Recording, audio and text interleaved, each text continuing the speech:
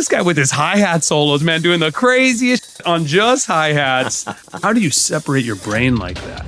I became somewhat addicted to progress. Most musicians don't know how to practice. If you work your way down a list of weaknesses in relation to your goal and you start eliminating weaknesses, what you end up with is strength in relation to your goal. What is a Instagram drumming trend that you don't like? It's become a thing to put the drummer on the spot. Hey, here's a song you've never heard. Now slay it.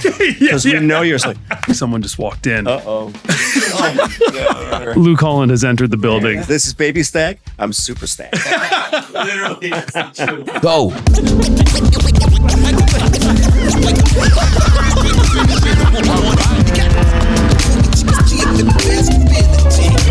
Let's go. What is up, everybody? Welcome back to the show. We have another incredible guest for you today. One of my favorite drummers of all time, Mr. Thomas Lang.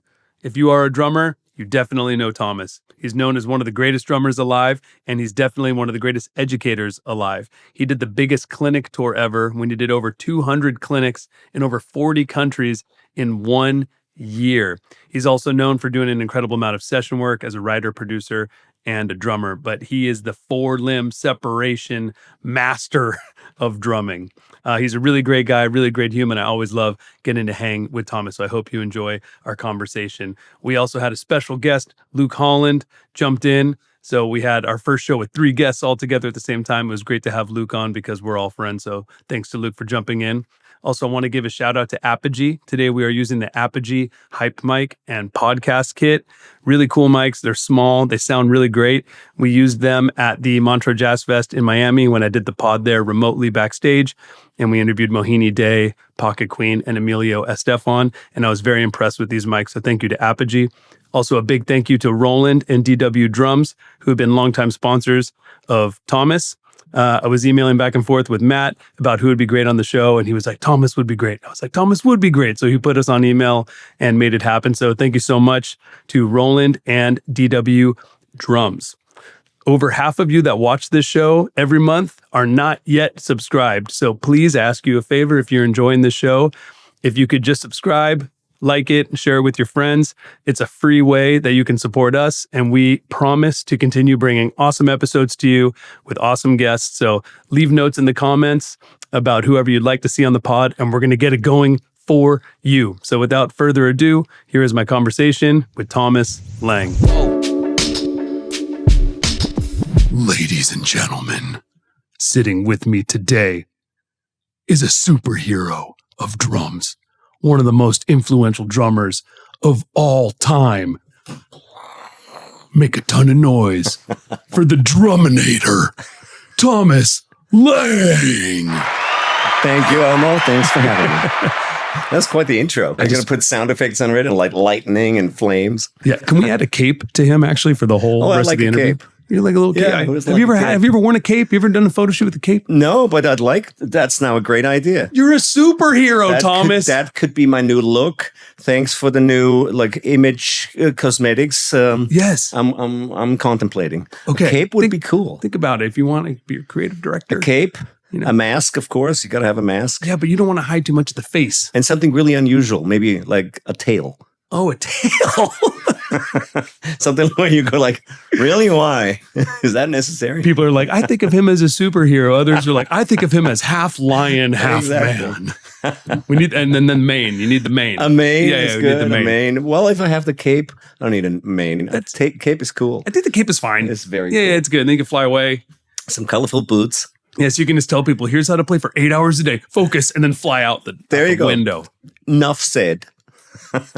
So, dude, you've had such an amazing career. I remember I was a Thomas Lang fan when the Creative Control DVD came out in 2003. And then you met me, and it was over. And I was like, oh, no, he's a dick.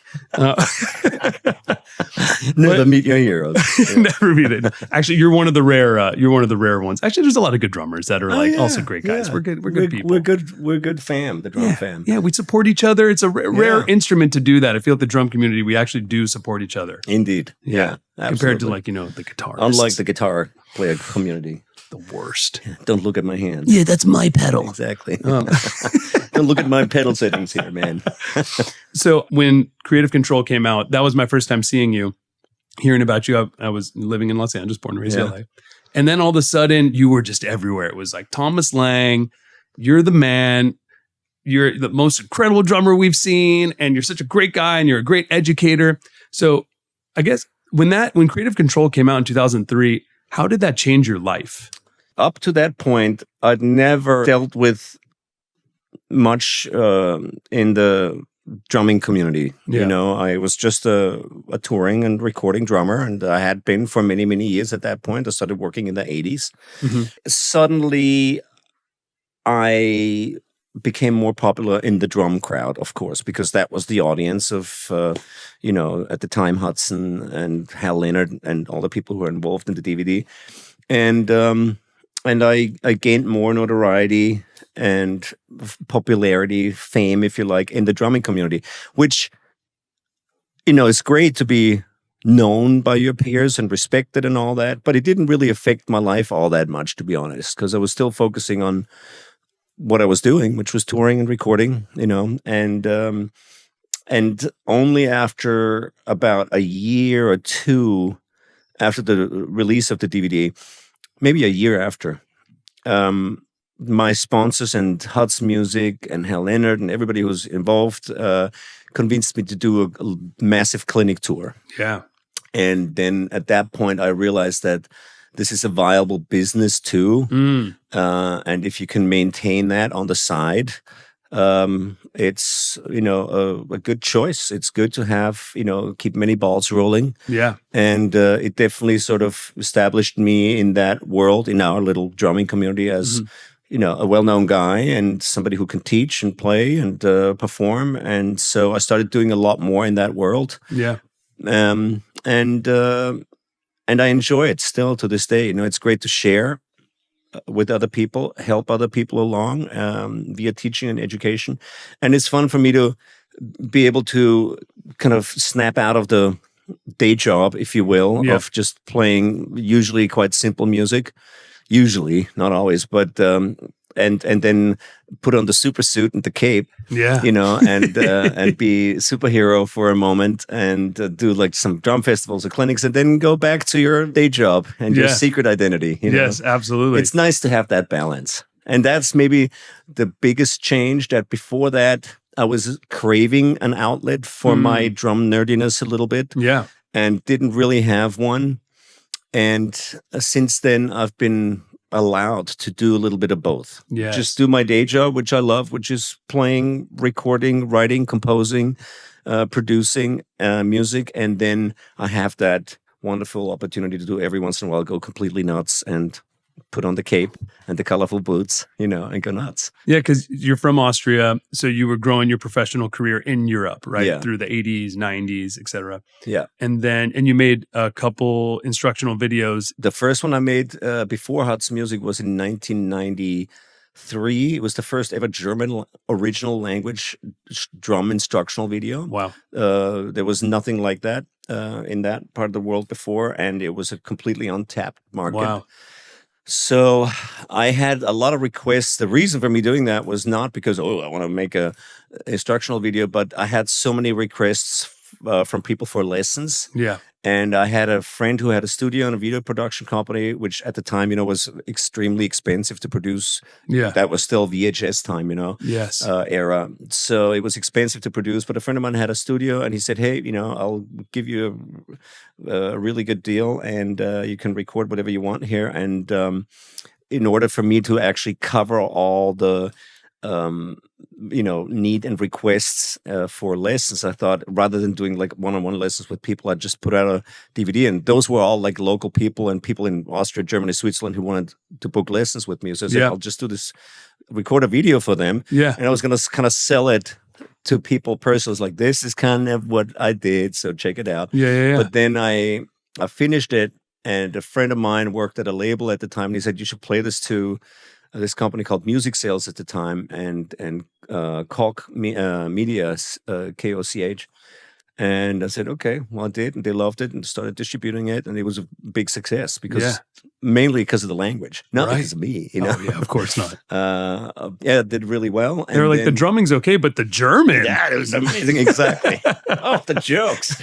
And that was later then also picked up and translated by Hudson Music. And then that's what led to Creative Control. Were they like, can you do one No, just I in did English? Creative Control first, and then they knew I had recorded a video before, but after the success of Creative Control, between Creative Control and Creative Coordination, which was a few years later, they said, hey, what about this other video you already got? You know, we can just translate that and put it out too. So that came after Creative Control. Wow.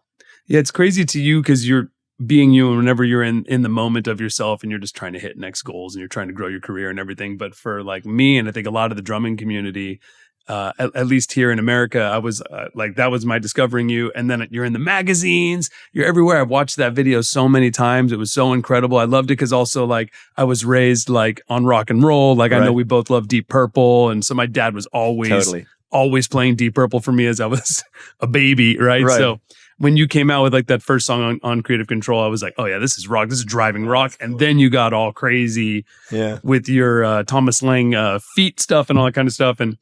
And I just got so into it. And I was like, you know, very impressionable at that age. And I was just like, this is awesome. Like, I love it because it's musical, but it was also super technical, and you could hit the drum nerdiness, but you could also just drive also. Yeah. Like, and then I remember in watching that, I was watching some of it last night on YouTube because I was like, wait, I haven't seen that in so long. Me too. And it's great to watch. It's so great to watch you like talk to the camera and your outfits and But I remember this one part from it where I was like, this guy, because you're sitting here and you'll be like, yeah, so here's an example of how you could do a little hi-hat solo. I'm like, this guy with his hi-hat solos, man, doing the craziest shit on just hi-hats with your feet. And I was just, that's when I was like, he's on another level, man. He's on another level. Thank you. So, because you were already obviously a very proficient drummer, but you were being a session drummer, playing those gigs, you don't need to be able to flex all those skills that you had. So then in doing these DVDs, you're now getting called for that. And at that point, like at what point did you realize people are constantly calling you this like super drummer? That came pretty quickly, you know, pretty much with more popularity in the US. So around 2002, when I did the Modern Drummer Festival. Yes. After that, you know, that became sort of a thing because of my accent, maybe, you know, at the time, probably stronger than now. Yeah. And obviously, you know, people immediately associated me with Arnold Schwarzenegger and the term druminator and what super drummer, whatever thing was born. Yeah, not that I ever enjoyed that very much, to be honest. But that's classic Americans. You learn to live with it. It's all good. Yeah, you know? It comes with love. Yeah, that's how we express love as Americans. We need to relate it to something and make it kind of comical, and then we're like, okay, great. Right. Yeah, no, it's all good. It's all good. You know, it sort of implies a certain inhumane, you know, element and something robotic and mechanic, and that always sounded a little. I don't want to say insulting, but a little derogative, a little like not at all what I was going for, or I ever felt. Right. A slight misinterpretation of really what the point was. Yeah. But, you know, I got used to it over the years, and it's quite funny. Yeah. And sometimes I go on stage and talk with an Arnold accent and people crack up. So I don't think it was meant as an insult. I think it was meant of just like you were blowing our minds, right? Right. We were like, oh man. I know. Yeah. And there was no American drummer doing it. Right. Yeah. Right. Or like, I mean, because even Terry Bozzio or whatever, but you're so different than Terry, and Terry wouldn't talk as much. I feel like, I don't know. He's not sitting here doing all I talk too much. That's true. It's really just all the German talking. No. But dude, it's so crazy how like what that's done for you, you know? And I feel like you have created your own sound, which is the hardest thing to do on an instrument. And you did it so long ago. Well, and you're still doing it. Thank you. I still try, you know, and I think if you're a creative person and somebody who strives for, you know, innovation and doing something that's slightly unorthodox and creative, you keep developing and keep trying to tweak and improve and refine Yeah. your approach and sound, and constantly reinvent yourself a little bit over the years. Absolutely. And that's still my goal today, in the world of nerdiness and Yes. drum nerdiness. Absolutely. In my day job, it's pretty much the opposite. You try to be as cliche as possible, to please as many people as possible all the time. Absolutely. But in our world, in that drum community, I think it's important to kind of stay on top of things and do something that's a little more left field Yes. and unconventional. In 2004, I think you said you did that massive clinic tour. Yes. Over 200 clinics in like Yes. 40 something countries. Yes, it was pretty insane. That's Plus, I played crazy. something like 90 or more shows with bands that year too. Oh, so like often I every had- day. Every day Yeah. it was a very, very crazy year. In fact, for a portion of that year, we didn't even book hotels. We just slept on the planes. Oh no. Yeah, it was pretty crazy. That's brutal. Because we got 2 around the world tickets, one going west, one going east, those deals. It's like for a year you can fly business anywhere in the world, but only in one direction. Really? Yeah. I did not know about that. They have those. I think You had it's to just keep going west or keep going. You buy for like 10 grand, you get a whole year of first. I think you can even get first class. What? One for a year, but you can only go in one direction. So for 20 grand, you can buy one going west, one going east, and you can just kind of flip flop. Use this ticket to fly west and then fly east. So you book tours like you go Tokyo, Beijing, then you go Taipei, Chongqing, blah, blah. So you kind of zigzag around the world like that. It's long distance, but long enough time to sleep on the plane. Yeah. Wow. So you don't- And if you're in business or whatever, you can comfortably you just do lay it. down and you sleep there. And those were our hotels for like 8 weeks or something of that tour. That is insane. It was pretty crazy. That's Totally so crazy. Yeah. And that must have, that year you grew so much, right? Your popularity and Yes. globally. At the time, you had to, in fact, show up everywhere in person. Yeah. That is a big change in the world today, that you can promote yourself online, social media, internet, whatever, very easily and reach people all over the world. But, in those days, you had to actually show up physically. Maybe there were some magazine articles about you, or some kind of print press, in drum shops and stuff like that, announcing a product, maybe the DVD or a VHS. Yeah. But in order to really, truly reach people and touch people, you had to show up in person. So that was a lot of traveling, Yes. and a lot of playing and gigging and just showing up in the most obscure places. On that tour, we played the whole world. All continents. Yeah. And not only the big cities in all countries and places, also really obscure small towns, wherever there happened to be a drum shop or some kind of a any drum shop, school or whatever. We Yeah. showed up and did something, Who set that up? Sonar at the time. Sonar Sonar, did. I was with Sonar, Ian Croft. So I had several artist relations manager during that period, but Karl-Heinz Menzel was the main guy, and Stefan Althoff, who ran the company at the time. Yeah. And they had an artist relations manager, fantastic guy, Ian Croft, who connected with all these people and put a tour together. And in fact, that was the first time what I did and I think that was the first time that truly happened. I got Hudson Music, Mhm.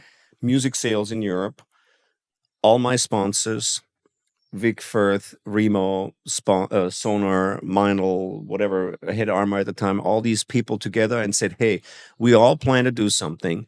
And I had a signature kit out with Sonar, a drum set. I had some pedals that I helped develop out. I had my new Meinl signature cymbals out. I had the DVDs out. Yeah.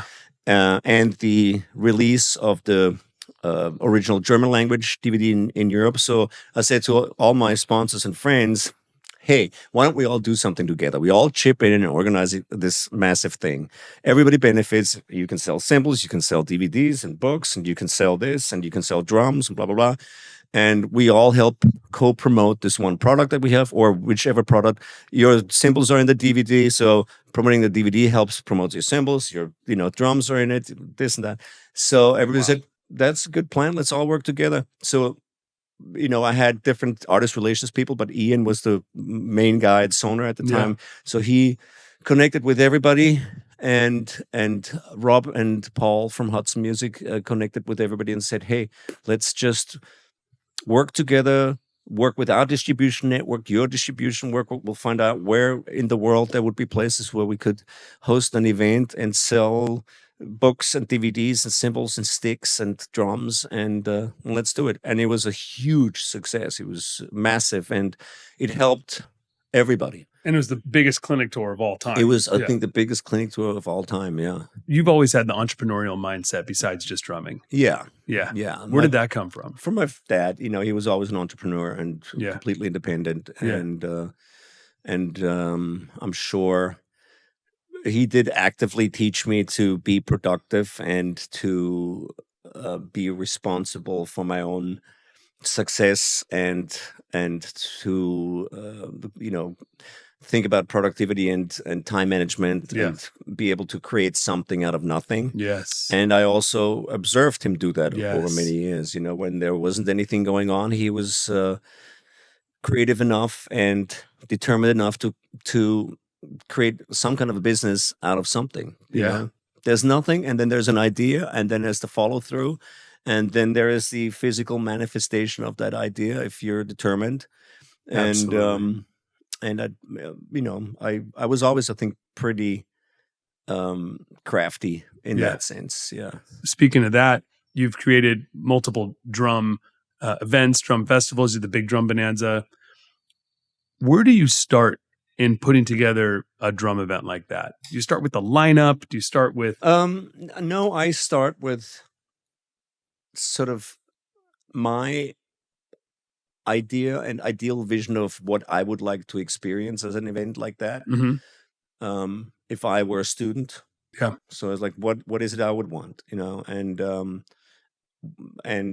then I create sort of the framework around that. Basically, I said, well, I would want to hang out with some of the best drummers in the world, and I want to really learn something. I want to have enough time with these individual artists to really kind of pick their brain and get all the information I want. So it's important to yes, of course, invite the right artists, but that depends entirely on the trends at the moment, and and on the your target audience. Who do you really want to bring to the camp? What kind of demographic do you want to appeal to most? Yes. And you, of course, do a little bit of research into who the most likely candidates are to attend a camp like that, because they're not cheap. So you have to target a demographic that can afford to show up for events like this. And then you have to kind of tailor make your artist lineup, kind of catering to that particular audience, and you consider many things as a host and promoter. But it starts with me sort of envisioning an ideal experience for myself, and then you look at cost, venues, make deals with. I've hosted, I don't know, 100 and almost 200 of these events around the world. That's crazy. So it depends very much on each individual case and event. But in the Big Drum Bonanza case, I found a great venue here in LA, and it's very comfortable and, yes, affordable. A beautiful setting, enough space for various rooms for artists to teach in and have group lessons and individual lessons, and also a vicinity to Oxnard, to Drum Channel with the big studio for larger events and shows and concerts and clinics, and the option to film things and archive them for the future, or have material for post-release and post-promotion. So it's all these elements you need to consider, and then you work on marketing a lot, which I know you're very good at yourself. So got to do it. There's many moving parts, but it's a creative process. It's a fun process for me. Yeah. Do you prefer how often are you doing your own gig versus like when someone's just paying you to be the clinician? I used to do more of it. I used to do about 10 camps per year minimum. That's a lot. Yeah, and and plus the one large event, which was the Big Drum Bonanza at the time. Yeah. And it sounds like a lot, 10 camps a year, but usually so my camp idea started in 2004. On that world tour, that world clinic tour, people heard I was, and MySpace was around at that time. Oh, yeah. So I was on MySpace, of course, and I mentioned sometimes, I'm going to be in Stockholm, day after tomorrow. And then people would message me on MySpace and say, hey, I would love to come and can I take a private lesson with you? Do you have any time in the afternoon? And whenever I had time, I said, sure, I've got nothing to do. Yeah. I'm just sitting in my hotel room. So yeah, come down. We'll meet in the conference room downstairs. You can rent the room and I'll have a pad and I'll teach you something. Yeah. And so I thought, well, this is good. After the first couple of lessons, like that went well. I should, I'll do this whenever I have time on tour. And when I had off days, I would say, hey, I'm going to be in whatever, Dubai, anybody here who wants a drum lesson, I'm here, send me a message. And within a few weeks, this turned into a real thing. So whenever I posted something, I'll be in Paris, on a day off, I would get like 15 people message me like, I'll take a lesson. Yeah. Because at the time, yes, there were videos, but it wasn't that easy to reach people. It was really new that you could actually contact somebody you admired online very easily. And people started using that, So within a few weeks, it turned into a bit of a chaos because I would end up having like 10, 15 people in a conference room in a hotel all at the same time because I only had one day. Yeah. And then I realized rather doing an hour each with everybody, I may as well just do small groups. And then the smaller groups turned into larger groups. And then at one point in late 2004, I said, okay, I better sort of organize this. It's getting too chaotic. And I created a website. And it became the Thomas Lang Drumming Boot Camp, which was the first of its kind of these artist-hosted touring events. And then I started just cultivating that a little bit and organizing it. And then it became something for me to do when I was on tour and I had a few days off. Yeah. So hence me being able to do 10 or more sometimes per year. It wasn't that I was organizing them individually. Okay, I'm going to go to wherever and host a camp. That's like, I looked at my tour schedules like, I've got 3 days off here. Do one. Let's do one. Yeah, and then 4 days off here. Let's do one. I got a whole week off at, here at the end of whatever August. Let's do one. So I started organizing them because I wanted to stay productive. Yeah. And you'd be doing it like yourself? You're managing this? Yeah. Wow. I was doing all that myself. That's a productive musician right there. Hey, keep it productive. For me, it was great because not only was it sort of musically liberating, especially when you're on tour and you're on a 4-month tour, you play the same 20 songs every night and the same songs at the sound checks every day. Absolutely. For me, it was great to have that outlet and the balance and something to think about that was a little more complex. It was good for the mind. It was good for the hands and feet to stay in that kind of world of drumming. And it was a business on top of everything else. And in many cases, it was often more lucrative than whatever tour I happened to be on. Which, that's amazing. Yeah. So it became a real, well, let's keep the ball rolling here. It just makes sense on many levels. And out of your multiple revenue generators, what's the most prominent revenue generator for you? Royalties. Royalties. Yeah. Royalties from... songs, songwriting, music, production, arranging, composing. Yeah. Nice. Coming from like the streaming or coming from placements or coming from... Yes, everything. Placements, streaming buyouts, mostly older songs wrote that are still successful today, and a lot of streaming, a lot of buyouts, placements. Yeah. And licensing. I used to have, I stopped doing that now, but I used to have a publishing company and a label too. Yeah. Stopped doing that because that doesn't make any sense anymore. It doesn't. I stopped that quick. Yeah, exactly. We did it for 1 year and I was like, I don't like this. Right. Yeah. And also, of course, all the royalties from signature products and the signature product sales and collaborations, all that whole passive income stream, really. Absolutely. Calling on musicians, producers, songwriters, engineers, artists. Are you hip to JamCard? JamCard is the largest community of vetted professionals in music. The JamCard app was called LinkedIn for the Music Industry by Forbes. So with the Jamcard app, you can create an account, say everything about you, who you've worked with in the studio, live, your skills, the gear that you play, whatever you want to show who you are. You can then search for the exact collaborator that you are looking for. You can say, I need a drummer in Los Angeles that plays hip hop that's female, or I need a songwriter in New York that uses Ableton. Whatever it may be, this is the only place where you can search like that is the Jamcard app. Plus, in the Jamcard app, there's also tons of opportunities. Every single day, people are getting hired on Jamcard. In the community is also where you'll find out about our event, the Jam Jam, which everyone always wants to go to. So if you want to go to the Jam Jam, you got to get in the Jamcard community to find out about it. So if you're making your living in music already, or you are exceptionally talented and you're ready for the next step, make sure to go to jamcard.com and you can apply to join for free. And if you get accepted into the network, it is free. We do not charge for a membership. So make sure to go jamcard.com and join the best community of music professionals on the planet. All right, let's talk about signature products, because I don't think people really understand what goes on in R&D for making a new product. So what goes into R&D for you when you're making a new cymbal or a drumstick? That's a good question. It's a little different, depending on the product. Obviously, some products and the development and R&D has a lot more moving parts than others. A drumstick is fairly easy to make, and there's no moving parts on a drumstick. Longer. Yeah, exactly. Fatter, heavier. Obviously, the technology and the cost of the R&D is very different with different products. Yes.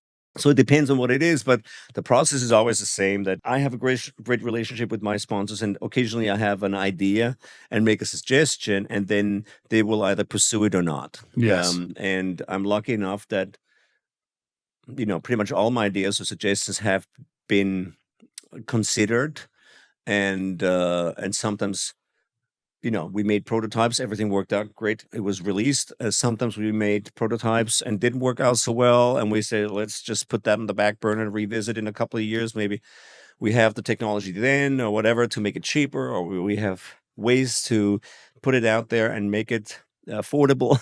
Yeah. And there were some very successful products and some failed attempts also.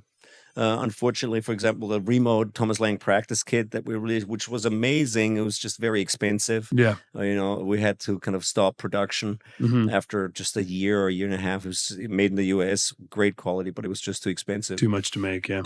And then many other things like the sticks or almost cymbals with Meinl and various other signature products over the years worked really well. And they're still, and some of them have been on the market for 20 plus years, and still selling. Yes. The sticks have been out for over 20 years.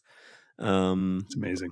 The cymbals with Meinl, and I have a whole range of cymbals. I think it's probably, I have 6, 8, 10, 12, 14, 16, 18, various 18s, fast hats, 3 different sizes, the super stack, right? Like 12 or more different cymbals. I know. It's because I've been with them for a long time, That's crazy. And I keep having ideas. And also sometimes it's the other way around, where a sponsor or manufacturer would say, hey, Thomas, we have an idea. See if you like this. And then I was like, yes, love this. This is cool. What is it? It was like, well, if you want, this could be your new thing, So sometimes it happens like that. Yeah. You're the right guy to put on the brand deal. Yeah. Exactly. And sometimes you're more of a poster boy for something. Right. But I wouldn't do that if I didn't like the product. For sure. It always worked like that. It worked out really well, and have a great relationship with my sponsors because of that. And also, it's a business, Yeah. I think people don't realize how difficult it is to price something. Pricing is so hard, whether you're pricing like a clinic or a bonanza or a cymbal or whatever it is. Like, it's one of the hardest things to do, let alone development and marketing and everything. But like, pricing is so hard. Right. How do you work on the pricing of when you're hosting the clinics? So me personally, for my fee, or you mean pricing for like a product? Yeah, when you're creating the product, selling the ticket, okay. or the individual like a ticket item. for a camp or something like that. Yeah. Well, I don't find that so difficult. Again, I start where where I start from a point of view of the student. Right. If I were to be, to attend a camp with some of my favorite Yeah. artists, what would that be worth to me? Right. What am I willing to pay for that experience? What would be too much, and what would make it cost prohibitive, considering all my additional costs, travel, whatever else?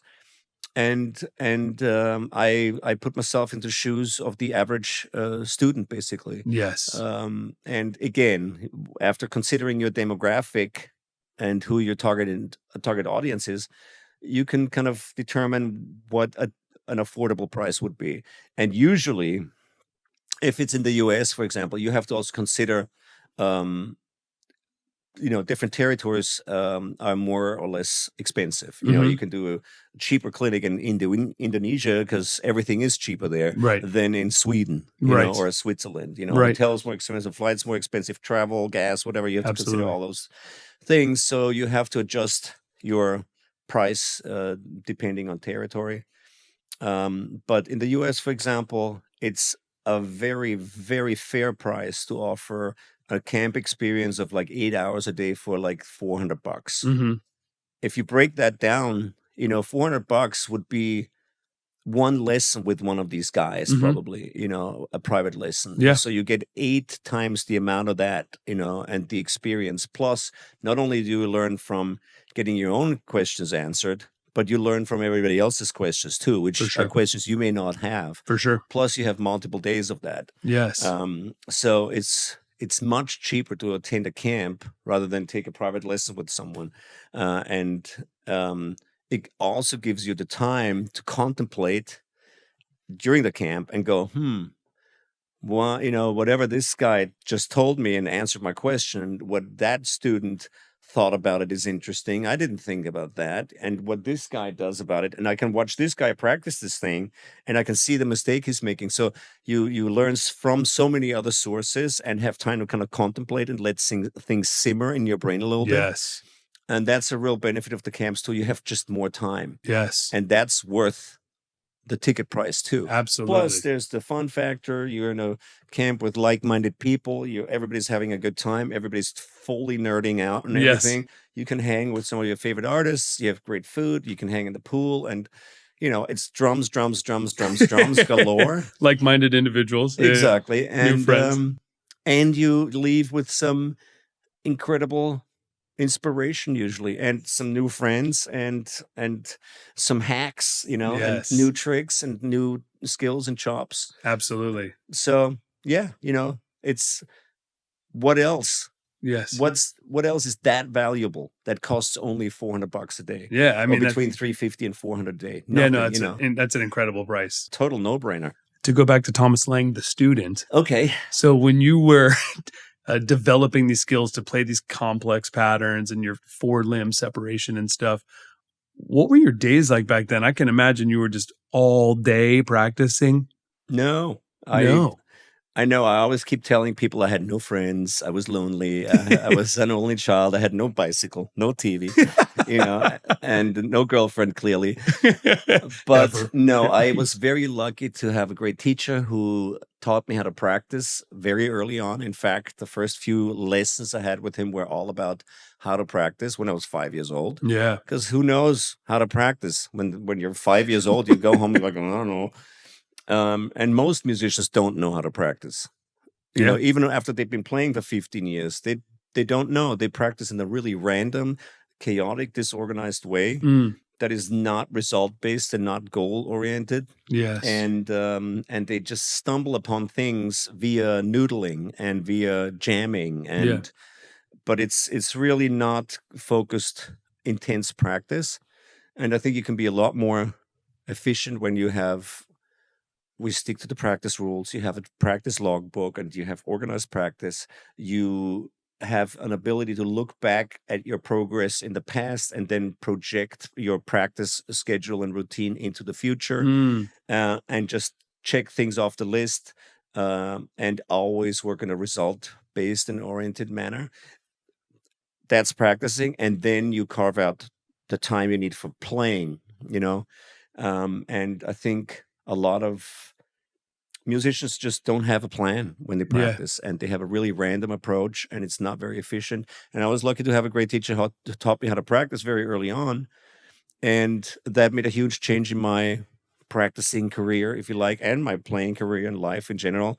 It helped me become a lot more organized pretty early on, and I became somewhat addicted to progress, Yes. and I didn't like Wow. sort of the experience of, yeah, I play today, I practice, but I don't see any improvement. Yeah. That really started bugging me after a few years. So I became even more organized, and it paid off. And I think because of that, I probably practiced less than many other people, Yeah. only in a more focused manner. And I divided my time between practicing and playing, and I I I I was quite consequent and determined to just finish what I was working on, Mm. and I had a good practice plan, um, and I was always working on eliminating weaknesses rather than sort of enforcing strength. Right. So it's kind of the opposite of approach of what most people have, Right.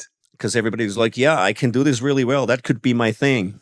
And I was always like, what can I not do well? Because if you work your way down a list of weaknesses in relation to your goal and you start eliminating weaknesses, what you end up with is strength in relation to your goal. Absolutely. And that was different from most people I knew around me, you know. Wow.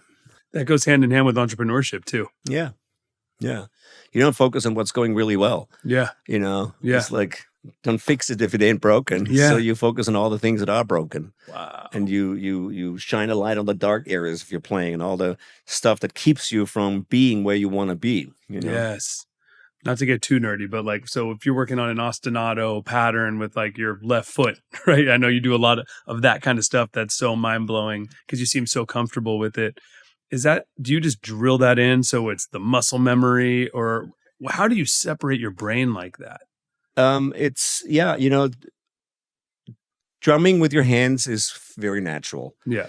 Drumming with your feet is not natural. Yeah. Feet weren't designed to play drums, and so it's first of all, physically and anatomically is quite unnatural, and secondly, the sort of playing layers of polyrhythmic things and foot ostinatos and all that kind of stuff, that's a learned skill. It's nothing natural. Doesn't come natural to anybody. There's no such thing as talent in that regard. There's no, it's a learned skill, and my ambition and determination is just fueled by my desire as an artist to hear something new and different. Yeah. Because drumming in general, as we all know, all of us drummers, is very primitive, really. Mhm. It's very, very simple. Yes, it's about nuance, and yes, it's about energy and emotion, and yes, of course, also some skill and technique and quote unquote musicality, whatever that is. Everybody has a different definition of that, and also groove, whatever that is. Everybody has a different definition of that. But still, it's quite simple, in its structure, and it hasn't really evolved much in the last 50 years. It's all still about the backbeat and minimally changing kick drum pattern. That's pretty much it. Yeah. And so I always wanted to just push the envelope a little bit and hear something a little more creative and involve all four limbs. And so when I started playing more foot ostinatos, to answer your questions, and like left foot stuff, it was simply to try and hear something. I wanted to experience it passively, Yeah. as a consumer and as a listener. But since nobody was doing something like that, I had to kind of bite the bullet and sit down and try to learn something new and develop something new, and then record it and listen back to it. So for me, the listening experience was always sort of the focus, like the passive, like, is this cool? Could this be cool?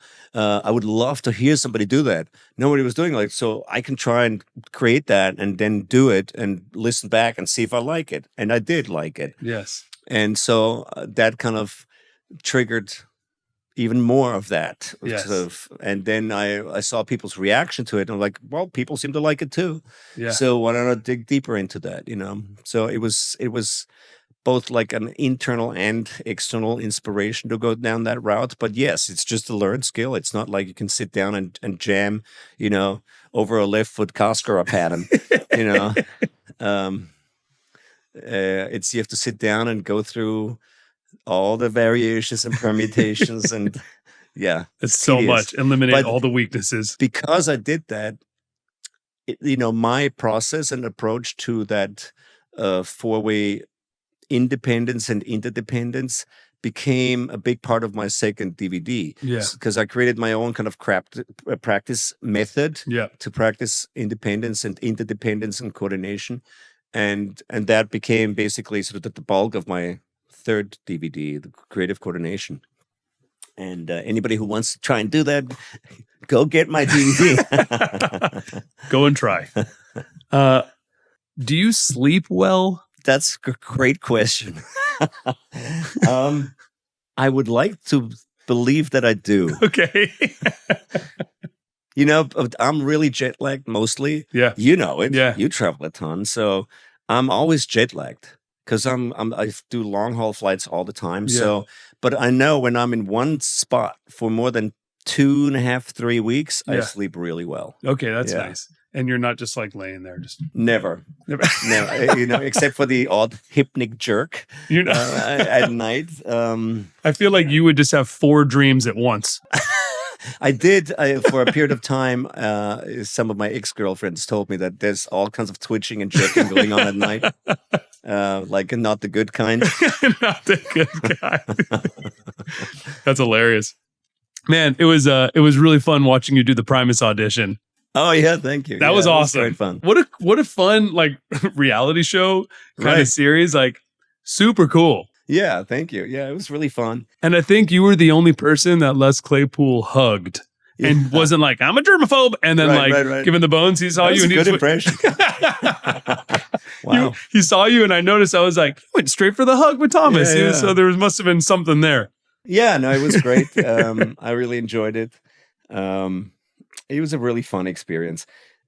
Kind of somewhat ironic that it's the second very public audition I did that's out there. With Dream Theater. Yeah, with the Dream Theater thing and then this. So I But both are decided, like shows. It's almost like, I'm sure there's still benefit from it, right? I'm sure there's like, I know, like I loved watching you do it. Like, it's really funny that to this day, I think the Dream Theater audition was 2010. Mhm. It's 15 years later. People still ask me about that everywhere, all the time. It's crazy.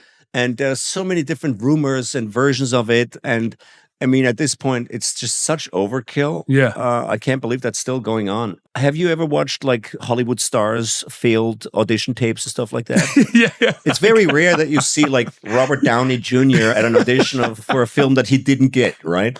That's true. That's true. And it's weird that in our world, that's become a thing now. Yeah. And I see other platforms, they shall remain unnamed, but it's become a thing to put the drummer on the spot and to kind of pull their pants down a little bit. And I'm not entirely happy about that. Yeah, I feel you. You know what I mean? It's become a thing to say, hey, here's a song you've never heard. Now slay it. Because we know you're slaying. It's become a thing. Or here's something that is super difficult for anyone to do. Yeah. Now do it in front of 6 cameras and a live broadcast. And we're posting it in an hour. Yeah, exactly. And don't fuck up, and your reputation's on the line here. It's become a thing which I think is really, it's not good for the drumming community, I think, or any other musicians community. I mean, imagine doing that with trombone players. Right. It would be horrible. No one would watch. It's like, yeah, that too, exactly. But it's like saying, dude, yeah, play like a circular breathing note, hold it for 30 minutes. If there's like a slight change in timbre, man, you loser. Comments like that guy doing that. sucks. At 12 minutes, he started breathing. Yeah, exactly.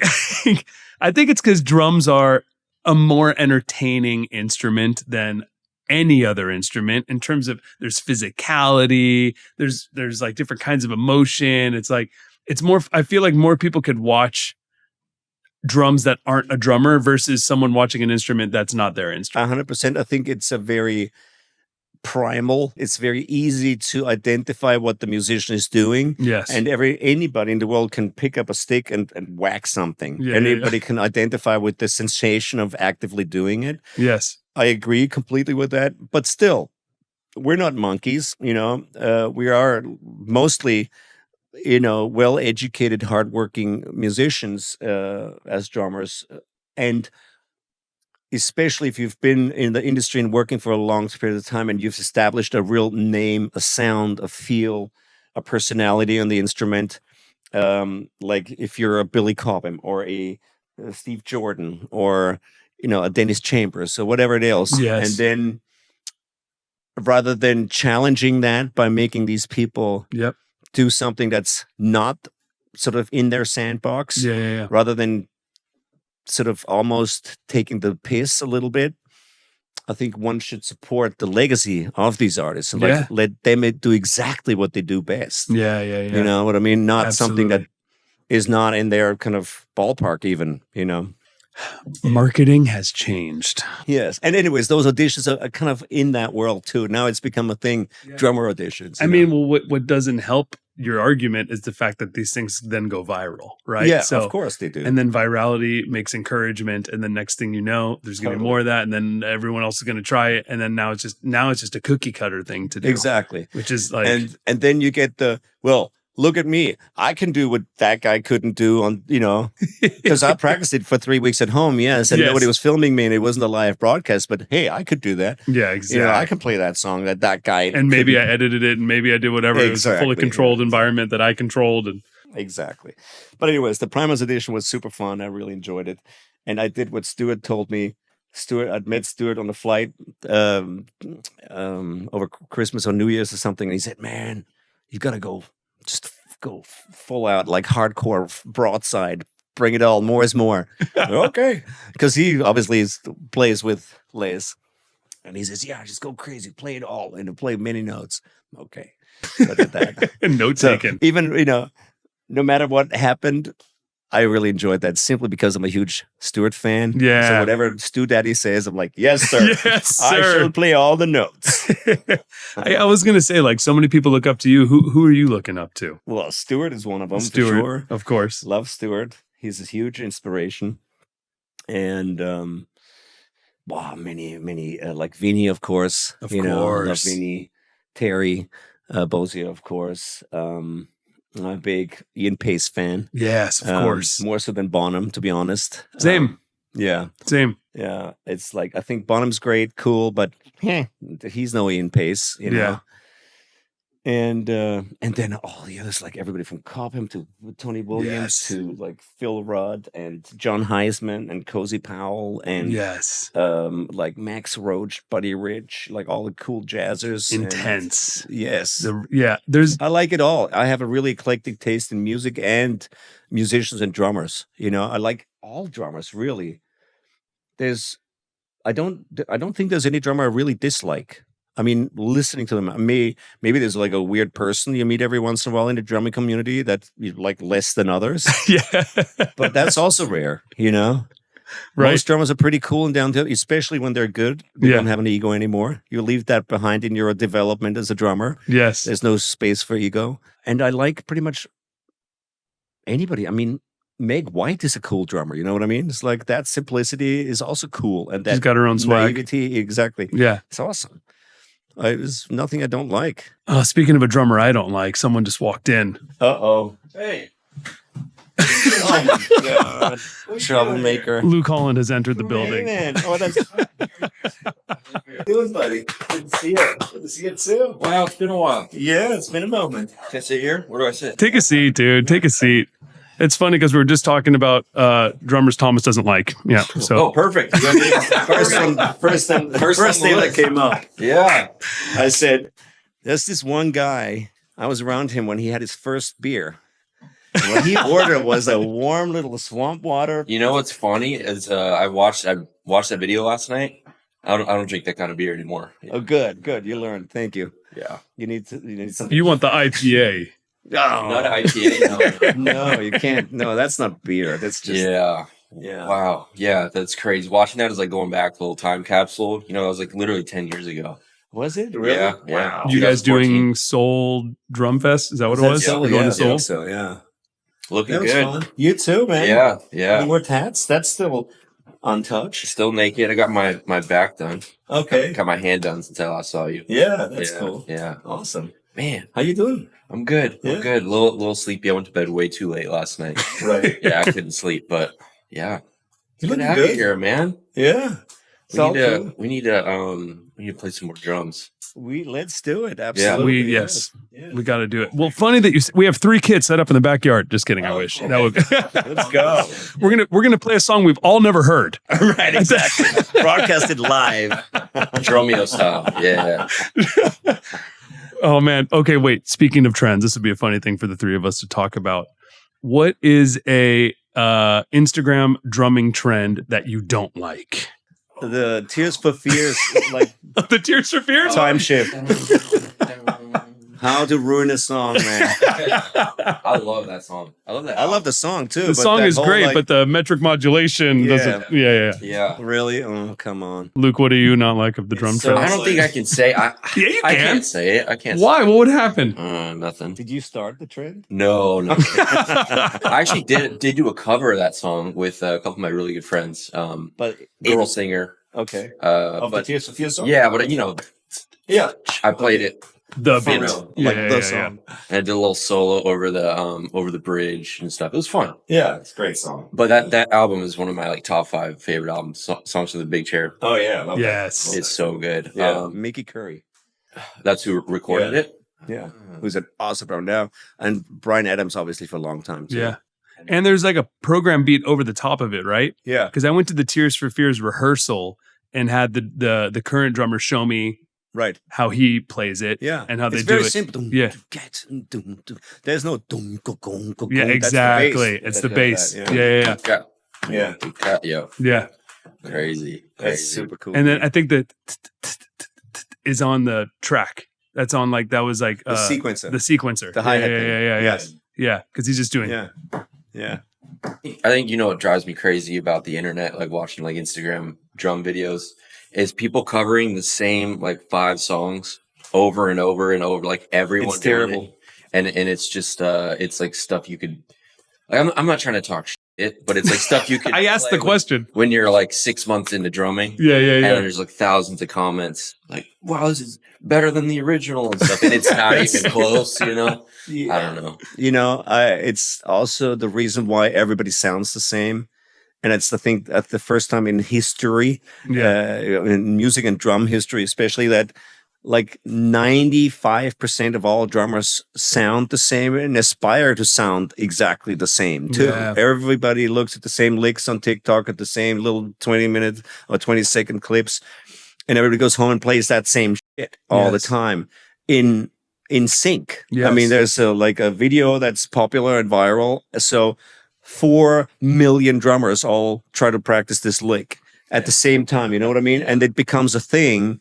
And then out of this lick evolves like a multitude of slight variations of that lick that everybody then watches. And it's a cumulative process. Like everybody gets their inspiration from the same place and everybody starts sounding the same. Yes. And, you know, unlike like Stuart, who grew up in Beirut, and, you know, his octobans were like a homage to the darbuka, and the little hand cymbals were splashes, and whatever different influences create interesting personalities. You don't have that anymore. It's Right. very rare for me to see something where I go, that's different. That's cool. unique. Yeah. That's yeah. creative. Yeah. You know, It's harder than ever to be unique as more and more people play the drums. But then at the same time, if there's not the inspiration to be unique, if you're Right. trying to just fit into a model or this cookie cutter Yeah. thing or play it the same as everybody else, then the inspiration to make you unique has actually even gone away. Yeah. I don't think a lot of young people or older people, anybody out there, understand sort of the process of creativity, Yeah. because creativity is created by subtraction. Yeah. You know, you look what exists and you don't do that, Yeah. you know, not by addition. It's not like, I'll take everything that exists and I'll take it all and here's me. Yes. You know, it's like, no, it's like you don't do anything that exists. It's you subtract everything that's already out there and create your own thing. tell me about your most hated current drumming viral trend. Man, I think that's it. Honestly, it's just like how many goddamn drummers do I need to see cover "Toxicity" by System? Right. I feel like a jerk saying that. I think it just Yeah. I get it, man. I get it. You can play Toxicity and it's sick, but like I did an album with the this guy Ichika, was an incredible guitar player, and like that was our goal, was to try to sound unique. Yes. And like a lot of, tapping on the snare with my fingers for ghost notes, and like just doing, buzz rolls on little stacks, and just trying to like really speak a voice. Yeah. I would say that's like one of my prouder records that I've done. Just like, like try to tap into the soul and make it sound different. Right. Yeah. You guys both have done things that 99.9% of drummers have never done, which is A, it's really hard to make your own sound, which you both have done. And B, you've both made your own drum products that you sell, right? Like you have signature products that people buy. Mhm. People buy the sound that you guys wanted to create. Baby Stack, right? Yeah. Baby Stack Bullets. You guys love stacks. Yeah. Stack Brothers. Yeah. We are Stack Brothers. We are. I'm the big Final Trevor. Stack Bros. Yeah. This is Baby Stack. I'm Super Stack. Literally, it's the truth. It's the truth. It's perfect. You guys should do a photo shoot wearing those shirts. In fact, I think first time we went to like Seoul or wherever we went, people started saying, "Is that you and your son? Yeah. Is your son coming with us in the van?" It's like, this is not my son. Sorry, but Do you remember in 2015, the Mino Drum Fest, you and Matt Garska taking turns? oh pushing yeah, me rolling you about around. Just tried to get out of the gig. He didn't want to play along I with was like, me, and I don't want to do it. It's just too like much pressure. shows up with this fake cast on his leg. Oh. Like, so sorry, I can't play. Luke, have you ever seen the Thomas videos from 2003 and 4 and 5? I don't know, like the years. Like But the like- DVDs, you mean? Yeah, like the DVDs and stuff, because like, Oh, I've seen some of it. I remember Yeah. going into, actually, because we're Mino brothers. I remember saving money for like 9 months to go get like a nice pair of hi-hats. And I was going in Zildjian, like, let's do Zildjian. I played the A Customs, I think it was. And then I found this like random pair. I didn't even know what Mino was. It was the Soundcaster Fusions. Right. Oh And yeah. I was like, I'm in love. Like, it was so staccato and tight and beautiful. And I bought those instead.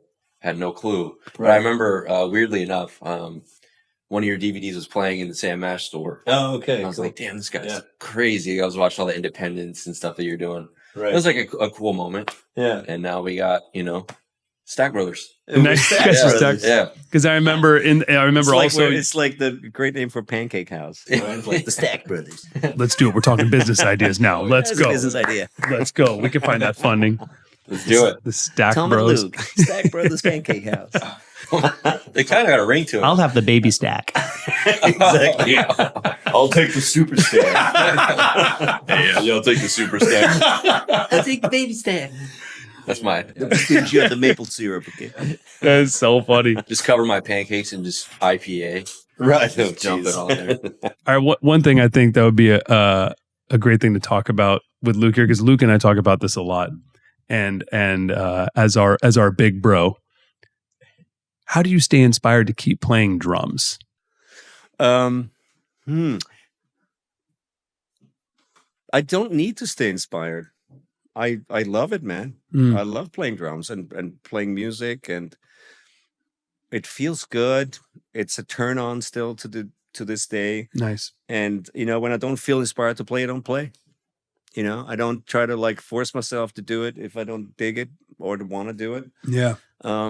And I found the right balance between being really intensely involved and being able to step back, when it's overkill, to avoid burnout. It's the most fun part of what I do. Yeah. And the easiest part. Yes, the easiest. Because everything else, the travel and the craziness, and also writing and producing, and although I love writing and composing, producing and all that, it's much more tedious. Yeah. There's a lot more work involved and aspects that are not enjoyable.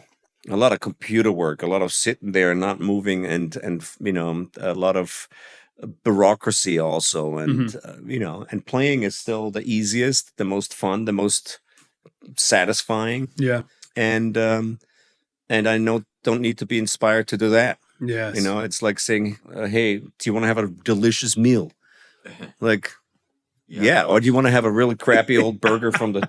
It's like, no, I'll take the delicious meal. That's sounds more fun. Yeah, you know? yeah. Did you when you're like touring all the time, did you ever feel you're playing the same set every night and then you come home? Did you ever feel like when you come home you just wanted to 3 weeks I'm not touching drums? Totally. Okay. Yeah.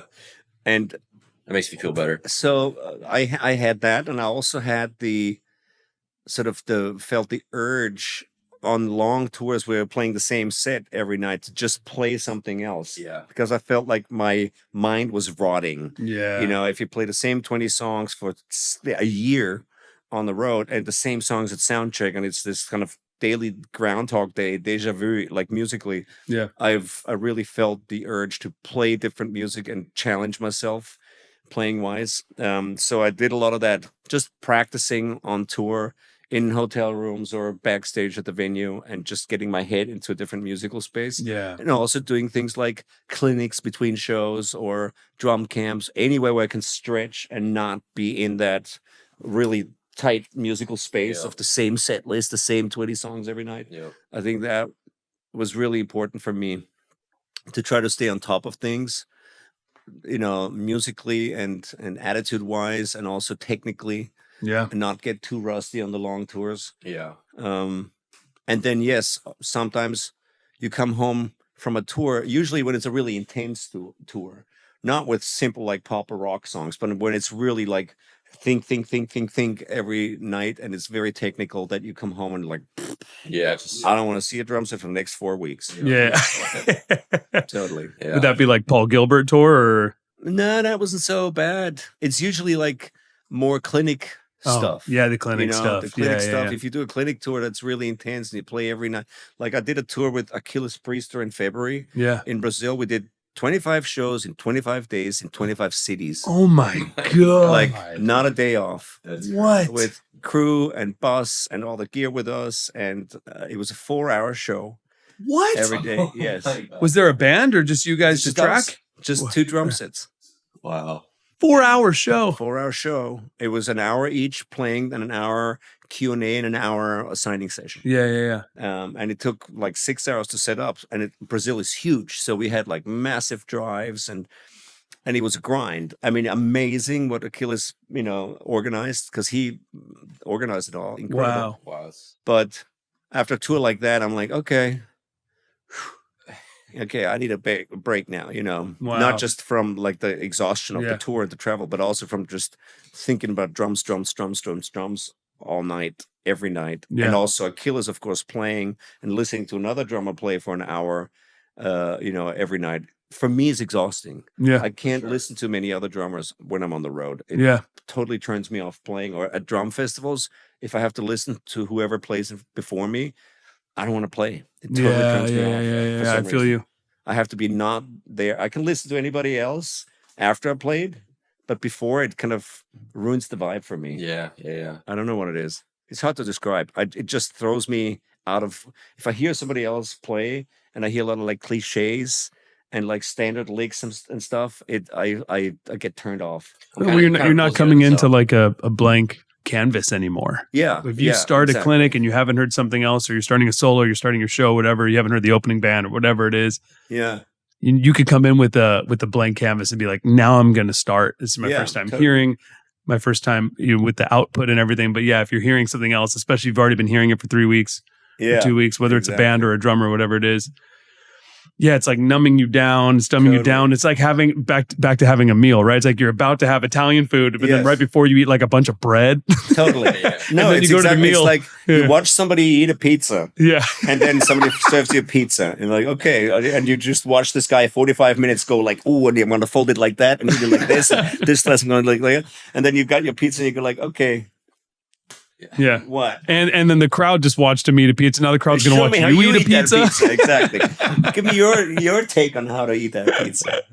You know what? Doing 25 shows, 25 days, but you were doing, you're intimate with the crowd, and you guys are having conversation, and they're really interested in what Thomas Lang is doing and you're doing Q&A and all that kind of stuff.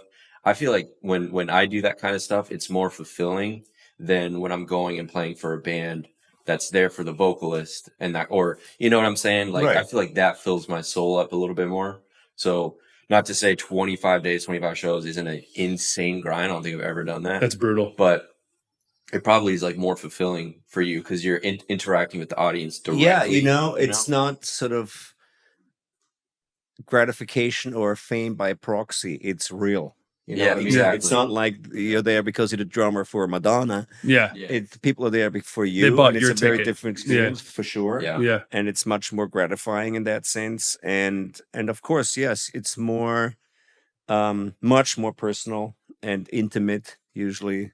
And also, you're not working for anybody else but yourself Yep. at that point. And people are there because they're genuinely interested in you and what you do and your approach and your ideas. And it's of course completely different experience. Usually when you're on the road with a band, you're very anonymous. Yeah. There's maybe like 3 guys in the audience who know you, which I also appreciate very much. It's like, I love that because it's easier and you're being left alone and you can just do your job and hang with the band and chill. It's very, very nice. It's almost like a vacation for me to be on the road. Yeah.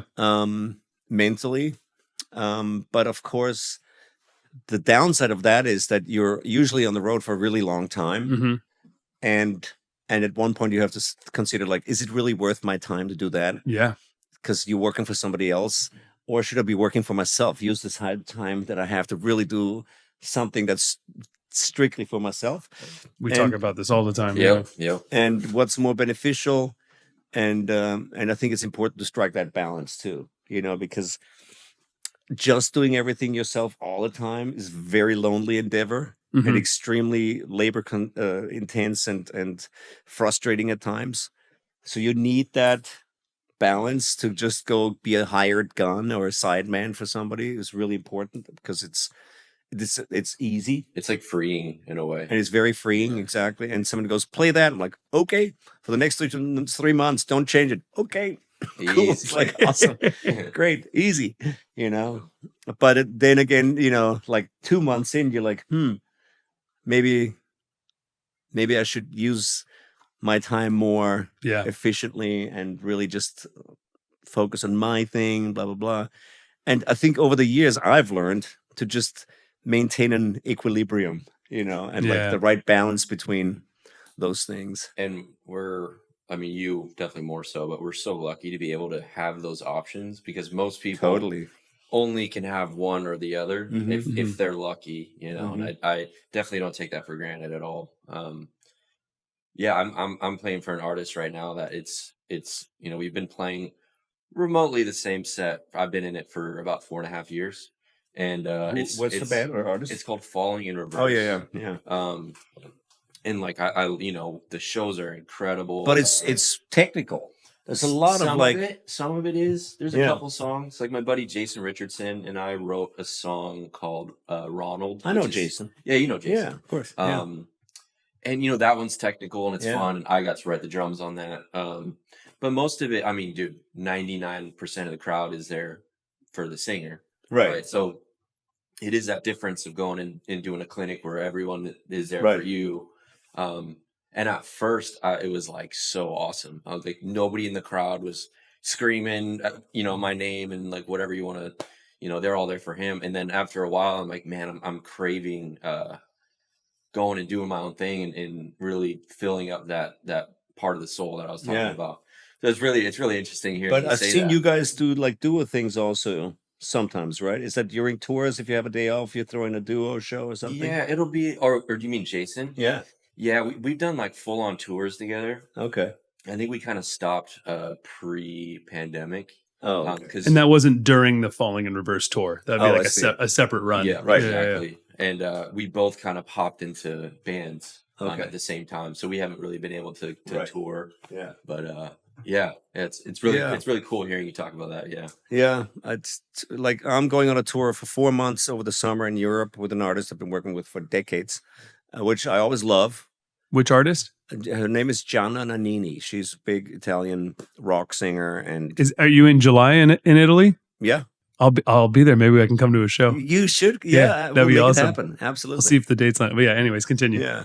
Yeah. And I love Gianna. It's great. She's awesome, and after doing a lot of stuff just on my own and my own projects and writing and whatever, producing shit and just doing that, it's like, okay, it's like a vacation. Yeah. We're going to go and travel around Europe, and Hotels eat are great probably food. real nice. Everything. It's real nice. Yeah. It's real comfortable, and play some songs where everybody knows every word to every song and sings along for 2 hours. Yeah. And it's just a ball. It's just Yeah. a great time. So yeah, I enjoyed that balance.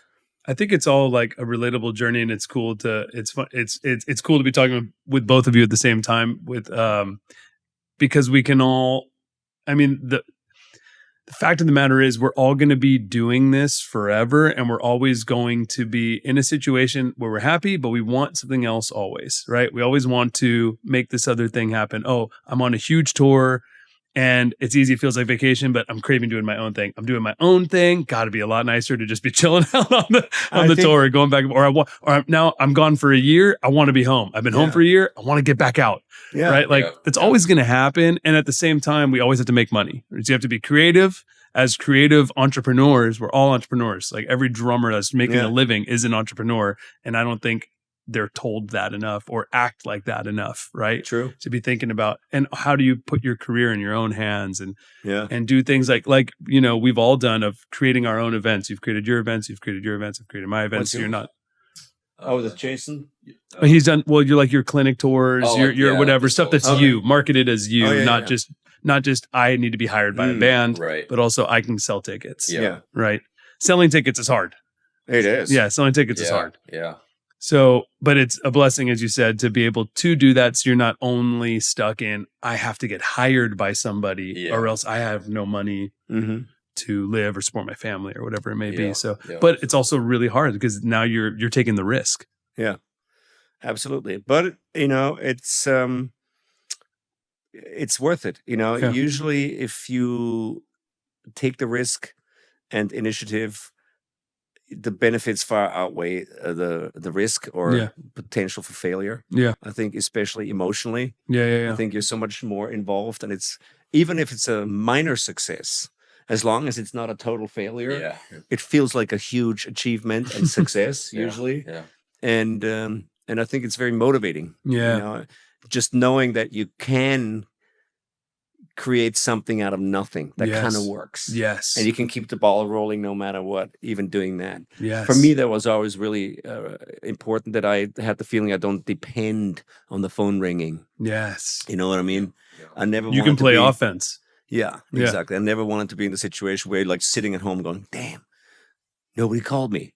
Like, what do I do? Yeah. Right. That to me was, because I've been there in the early stages of my career where like, nobody called me for the past 2 weeks. Damn, I got to do something, which is, I'm sure, something that I picked up, being around my dad, being an entrepreneur when there was nothing going. It's like, let's create something. Let's figure it out.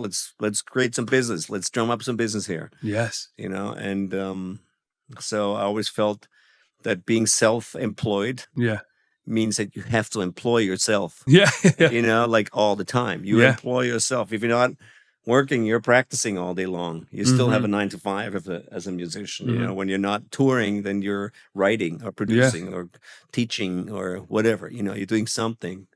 And you've created your own, and you have now too, actually, your own technical actual website, right? So not just that I'm Thomas Lang on this channel or whatever, but like I'm Thomas Lang. This is my Thomas Lang drum universe. This is now what you have with Mixwave, right? Jamcard, obviously, like creating platforms is super hard. Takes a lot of risk.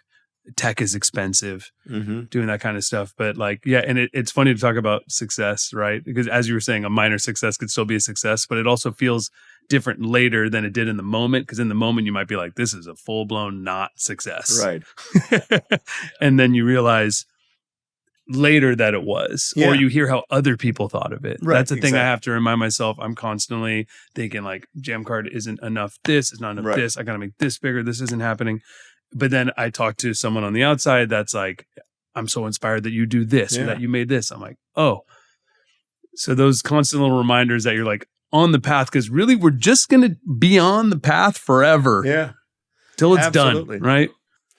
You got to keep on keeping on. Yeah. Exactly. Absolutely. And, you know, perception is reality. Yeah. Also, it's a big part of it. It's like, even if you don't think it was the most amazing success, people who are talking about it, they had a great time. To them, it was a massive success, a massive positive experience, you know, and Yes. that kind of spreads and has a ripple effect too. And you have to maintain that momentum usually, especially sort of that collective opinion of your event. Yes. That's really important. Yes. And that's something you can bank on. If you provide a great experience to a group of people, Yeah. no matter if you make a ton of money the first time, that's not really what's the most important thing. Is that you create a community, a buzz, and a ball Yes. that's rolling and Yes. snowballing down the mountain. And, you know, people start talking to more people, and then there's another event. It's like, yeah, we went to the first one. It was great. We had a really fun time. It was amazing, whatever. You know, more people show up the second time, at the third time, and whatever. And if you've done 200 events, you know, like that, it's clear that whatever seems like not such a great success in number 5 over time, you know, is a considerable success. Absolutely. You know? And Yeah. simply to maintain that and a career is a success anyway, especially in our industry. Yes. Yeah. Consistency is key, man. With that kind Yeah. of stuff, you got to be consistent. Thomas, as our elder that we respect, as one of the smartest drummers on the planet, what should we be talking about? What should we be worried about? Like, what should we be working on? As drummers, Yeah. what do you mean? What should we be working on, like technically on the drums, No, or it's in terms of our community? 2025, right? It's 2025. We're in the land of AI. We're in the land of YouTube and Instagram and the algorithm, Yeah. right? Like, we're all in this pushing our careers forward, whether the listener is an aspiring person that hasn't yet started making money, or they've been making money, but it's a changing game, Right. Like, Well, I think, as you and we all know, if you want to have a really a working, functioning career that generates income and allows you to have a decent living, you can't bank on the digital Mhm. world. Not at all. You know, El Estepario makes $0 with his 5 million followers. I don't know how many he has, but Right. you know what I mean? right. It's like, that's not a business, you know. It doesn't allow him to live a comfortable life. Right. He's still fighting and he's working his ass off. Did you see that video he posted about how he makes $8 million a year or something? No. He posted a video because people are saying that, oh, he's making all this money because he has all these followers and everything. And he put a video out there saying, no, guys, I make no money. None of these videos are monetized. I can't. I don't use my own music. I don't, you know, TikTok doesn't pay me. Instagram doesn't pay me. YouTube doesn't pay me. I sell t-shirts and that's my income, you know, and some royalties from signature products. Yeah. Which is very interesting because very few people have the balls to go out there and go, hey, I'm like super popular in the world, but likes aren't dollars. Mm-hmm. You know, very few people have the balls to say, yes, this all looks huge on social media, which is, of course, mostly fake. You know, like if you look to any huge like influencer accounts, it's like, yeah, you capture the most beautiful moments, which is like, you know, 0.5% of your time. Yeah. And all the other garbage you don't post. Yeah. And a lot of the beautiful moments are fake or staged or whatever. For sure. So it's this phony world out there. And I think if you want to be really successful, you have to focus on the real world. And we all, I think, know the real world. That means like balls to the wall, touring, grinding, meeting people personally, like playing and saying, no, I'm not going to play it for free. And it's saying like, I don't care how many people watch this. You can't have it for free. I don't need to promote myself. Sorry, it's going to cost, you know, and being real with people and knowing your worth and having the balls to say, well, I'm not going to work for free. Sorry. Yeah. It's not going to pay my bills. This is what I do. This is a job. It is my hobby. I don't need to promote myself or pretend, you know, I'm doing great on social media. Nobody cares, you know. Yeah. It's that whole sort of conflict I think a lot of people have between that virtual and real world. Yeah. Too many people live in the virtual dream world. And it sounds really stupid and old now, but it's true. I It's think still true. I've is never true. made any It is true. much money online Yeah. on social media or anything. And I think what we, to answer your question, should be worried about is the real world more than anything else, and getting back to the real world, Yes. or at least helping facilitate the alternative scene. And I believe there is going to be this virtual world in the future with the, where AI is important, where ChatGPT is important, and where TikTok is important, and social media is important. All that world exists, and everything's virtual and wonderful and hunky dory, and it's all fake. And then there's the real world where the real people live, and the people who are grounded, who work hard, and who are honest and great communicators with other people in person, and able to communicate and facilitate a good living for themselves by having personal connections to people, by paying attention to like the basics, interhuman contact and interaction, and real concerts, real skill, real playing, Yes. actual performances, nothing edited and sound replaced and quantized, and like Yes. real, like you talk a 12-inch dick, let's see it. And these are the guys, you can pull your pants down and there it is. And on that side, in this world, nobody's going to actually pull their pants down. You know what I mean? Right. Well, on this podcast, we pull That's our a weird pants down. reference. Oh, yeah. But don't you know hide what I it. mean? That's Yeah, the yeah, real for sure. thing. And it's like, this is actually happening. This is real. I Yeah, yeah. see it. It's happening in front of me. The Yeah. guy is there. I can shake his hand. And that's what it costs to pay for it. And, and in that world, I think people are a lot happier, to be honest. Mm-hmm. And that's the world that I like to live in too. Yeah. I dabble in the virtual world. I have social media and I post stuff, and I think it's a great tool. Yeah. And but It is a tool. That's what people forget, I think. That's Yeah. how you found me on I know. was on I know. social media. But you're absolutely right. Like Yeah. people, I remember back in the day, like when I was really focused on social media because I want to get my name out there. People were doing the exact same thing. Like, dude, you must be raking in cash from YouTube, man. You got hundreds of thousands of blah blah blah. I was like, actually, I'm not making shit. I don't make anything from this. It's all opportunities, and you literally have to be an entrepreneur and like use this tool. You got to first display your skill and like what you would bring to the table, and then you bring that in social media. But yeah, it's like it's crazy. It's crazy. People are so like, the little emoji where their eyes are like hypnotized. Right, yeah. Like people are so that with followers and likes and all that stuff, they forget about the real world. It's like it's kind of terrifying. A little Absolutely. Yeah. bit. A little scary. Yeah, I think that's what we should focus on. Yeah. I think, the crazier AI gets in the digital world, like, and as people are going to be like, oh, jobs are going away, whatever, drums, there's always going to be drum gigs. There's always going to be the experience economy, right? Like, Yeah, always going to be concerts. No matter what, people are going to want to congregate with other humans and see us play. And as long as we keep being great at our job and creating things that people want to come to. Totally. I think as drummers, we've been fighting sort of the pseudo AI demon since the late 70s with the first drum computer. Yeah. It's like everybody at the time said, oh, every drummer's going to be out of a gig, by next year. And it's like, no, it didn't happen. Yeah.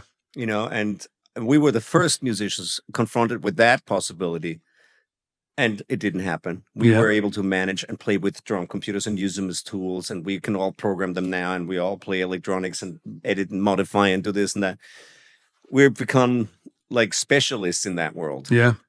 And I think it's the same with AI. I mean, I do sessions where AI is being used for remixes and alternative versions of songs.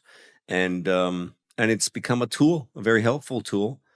And to a certain degree, work is less because now you record fewer versions of certain songs, maybe. Yeah. Like in video games, cues in the games and stuff, they don't record like 30 cues anymore. They do like 10.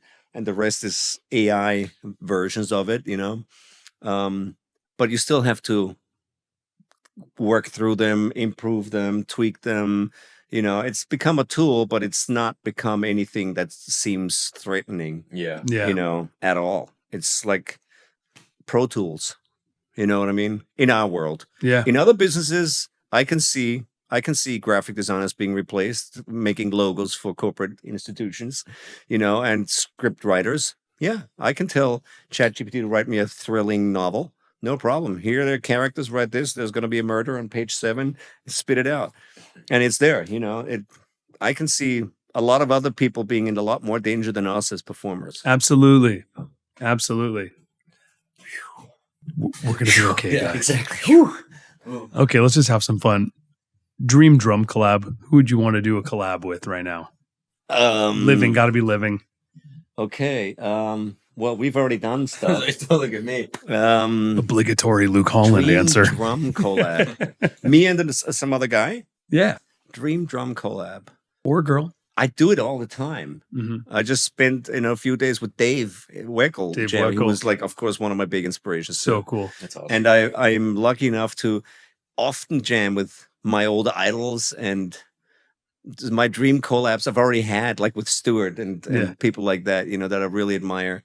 And now, what would it be? I think it would be something I haven't done before.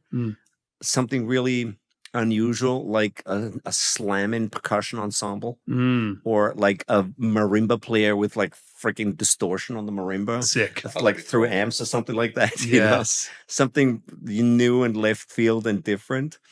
That would be a lot more exciting for me. Yeah. Than just with another drummer. No disrespect to anyone, but it happens all the time. It's such a thing. Yeah. But something that's a little more creative, I think would be more of a dream. I say distorted marimba. Me and or xylophone. Luke. I'm a little bit in the same boat where you said you've already kind of played with a lot of the guys that you respect. I mean, I played with Luke Holland. Come on. Oh, geez. But there's not much. I'm so sorry. No, it is. Such an intimidating moment for you, Do you Thomas. remember when I went to your house and we jammed in your? That was so much. You fun. reposted that not long ago. Recently. That was super fun. It was a super really fun. cool. Yeah. That was cool. Yeah, that was the Look at those first idiots. time. It was. It was the first time I'd used multiple pedals for like cymbals and stuff. Yeah, I was like, oh, I could see how this would be super fun. Yeah, it's super fun. Thomas has been doing that forever, I man. know. That's such a Thomas Lang thing. It is the Thomas. Come on, what's your dream collab? I'm thinking so hard. I forced him to do a drum duel with Matt Garska at the Jam Jam. Okay. Well, him and I have played. Yes, I yeah. went to your house like a few times. He's incredible. Man, like I played with Styx. Styx is one of the hardest drummers I've ever played with. He's very hard to play with. He's just always thinking outside the box and just his vocabulary is crazy. It is crazy. And I lose the one always. Have you know him, Devin Styx Taylor? Yeah. Have you ever played with him or seen him play? Never played with him. Yeah. No, but I know him. Yeah. Amazing drummer. Yeah. That's really hard. I don't know. I actually don't have an answer. Christian Palmetto, CPM. He's over here doing this. Yeah, I don't know. All right, fine, guys. Thanks What for about you? It's nothing. hard. For me, Yeah. I think if I could do an anybody one, I would keep it more like Dave Grohl. I would want to do it with Dave Grohl and just play not do this crazy shed, Right. but instead do like something just hard hitting and rocking, ripping energy. Yeah, or Josh Freese or something like that. Okay. I think I'm just thinking in the food camp. That's where I'm at these days. Different than an answer I would have done 5 years ago or 10 years ago.